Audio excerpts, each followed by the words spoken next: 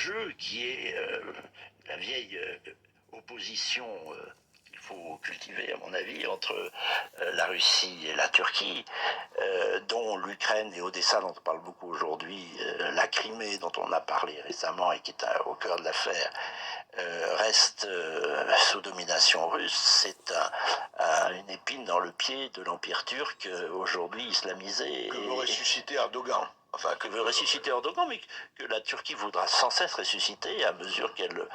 marquera des points, 85 millions d'habitants, une économie plutôt prospère qui traverse certes en ce moment une mauvaise passe, mais enfin à long terme c'est une grande puissance, une puissance qui a su s'étendre jusqu'aux portes de Vienne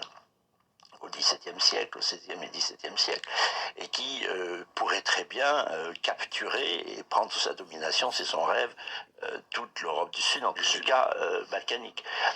La Russie est un obstacle à l'islamisation. D'ailleurs, il faut se rappeler que Poutine a réglé la question de Daesh, que les Américains n'ont jamais pu ou voulu faire, en aidant la Syrie du jour au lendemain, enfin pas du jour au lendemain, mais en très peu de temps, le rapport de force s'est inversé et Daesh a été circonscrit grâce à la Syrie aidée par la Russie. Cette vieille rivalité, alors elle est millénaire, si l'on peut dire, entre la Russie, je parle de la première Russie de Kiev, qui elle est millénaire en effet, même si on veut couper la Russie de ses racines aujourd'hui pour la réduire à cria, elle a véritablement une grande profondeur historique et justement l'Ukraine joue un rôle de berceau qu'on ne peut pas enlever à la Russie, ou alors c'est une véritable folie. Le conflit avec le monde islamique est permanent et la Russie doit être plutôt de notre côté, je crois, dans ce conflit, plutôt qu'entre des mains ou des accords avec Erdogan ou la Turquie sur notre dos. Mais en particulier sur le dos de l'Europe du Sud. Alors on peut arriver, je finis sur le tableau, on peut très bien arriver à une Europe coupée en trois dominations étrangères, comme je viens de le dire, les Balkans islamisés, la Russie coopérant avec la Chine, vous dites, oui. notamment pour cet énorme enjeu sibérien. Je pense d'ailleurs que les États-Unis ont peur